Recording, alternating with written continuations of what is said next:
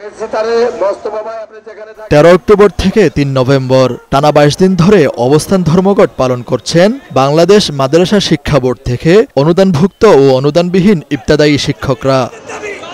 তাদের দাবি, ইবতেদায়ী মাদ্রাসাগুলোকে জাতীয়করণে সরকারের দেয়া আশ্বাসকে দ্রুত প্রজ্ঞাপন জারির মাধ্যমে ঘোষণা দিতে হবে।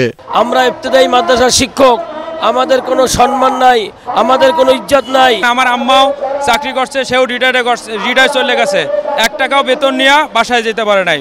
এ সময় আন্দোলনরত শিক্ষক জোটের সদস্য সচিব বলেন, মিয়ানমার থেকে আসা রোহিঙ্গারা এদেশে যে মর্যাদা পাচ্ছেন, এদেশের নাগরিক হয়েও ন্যূনতম ন্যায্য অধিকারের জন্য শিক্ষকদের আন্দোলন করতে হচ্ছে।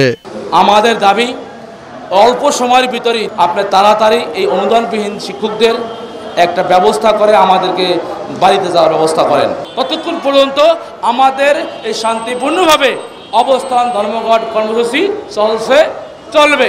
এদিকে প্রেস ক্লাবের সামনে প্রতিবন্ধী বিদ্যালয়সমূহের স্বীকৃতি ও এমপিওভুক্তির দাবিতে আন্দোলন করছেন প্রতিবন্ধী বিদ্যালয় শিক্ষক কর্মচারীরা।